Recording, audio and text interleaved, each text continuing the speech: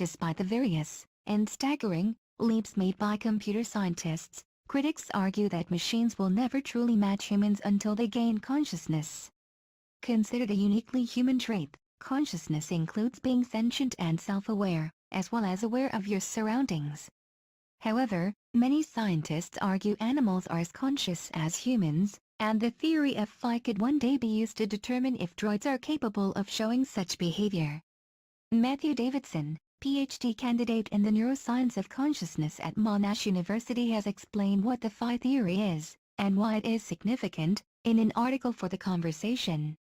Do you think that the machine you are reading this story on, right now, has a feeling of what it is like to be in its state? What about a pet dog? Does it have a sense of what it's like to be in its state? It may pine for attention, and appear to have a unique subjective experience, but what separates the two cases? These are by no means simple questions. How and why particular circumstances may give rise to our experience of consciousness remain some of the most puzzling questions of our time. Newborn babies, brain-damaged patients, complicated machines and animals may display signs of consciousness. However, the extent or nature of their experience remains a hotbed of intellectual inquiry. Being able to quantify consciousness would go a long way toward answering some of these problems. From a clinical perspective, any theory that might serve this purpose also needs to be able to account for why certain areas of the brain appear critical to consciousness, and why the damage or removal of other regions appears to have relatively little impact.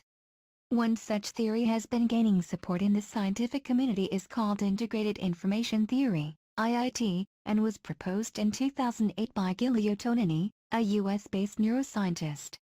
It also has one rather surprising implication: consciousness can, in principle, be found anywhere where there is the right kind of information processing going on, whether that's in a brain or a computer. The theory says that a physical system can give rise to consciousness if two physical postulates are met.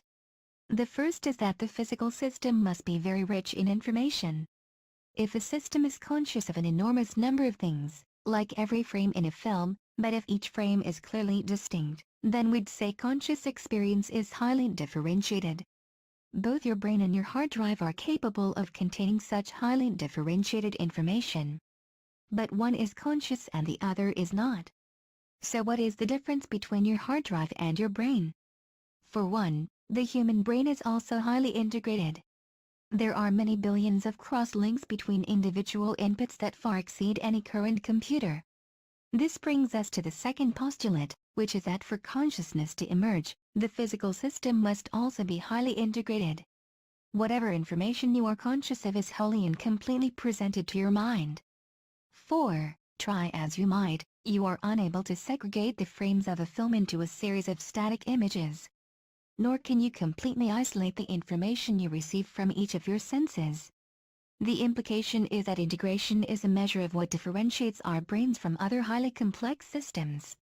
By borrowing from the language of mathematics, IIT attempts to generate a single number as a measure of this integrated information, known as phi. Pronounced phi. Something with a low phi, such as a hard drive, won't be conscious. Whereas something with a high enough phi, like a mammalian brain, will be.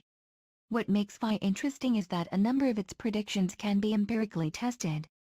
If consciousness corresponds to the amount of integrated information in a system, then measures that approximate phi should differ during altered states of consciousness. Recently, a team of researchers developed an instrument capable of measuring a related quantity to integrated information in the human brain, and tested this idea. They used electromagnetic pulses to stimulate the brain, and were able to distinguish awake and anesthetized brains from the complexity of the resulting neural activity. The same measure was even capable of discriminating between brain-injured patients in vegetative compared to minimally conscious states. It also increased when patients went from non-dream to the dream-filled states of sleep. IIT also predicts why the cerebellum, an area at the rear of the human brain, seems to contribute only minimally to consciousness. This is despite it containing 4 times more neurons than the rest of the cerebral cortex, which appears to be the seat of consciousness. The cerebellum has a comparatively simple crystalline arrangement of neurons. So IIT would suggest this area is information-rich, or highly differentiated, but it fails IIT's second requirement of integration. Although there's a lot more work to be done, some striking implications remain for this theory of consciousness. If consciousness is indeed an emergent feature of a highly integrated network, as IIT suggests, then probably all complex systems, certainly all creatures with brains, have some minimal form of consciousness. By extension, if consciousness is defined by the amount of integrated information in a system, then we may also need to move away from any form of human exceptionalism that says consciousness is exclusive to us.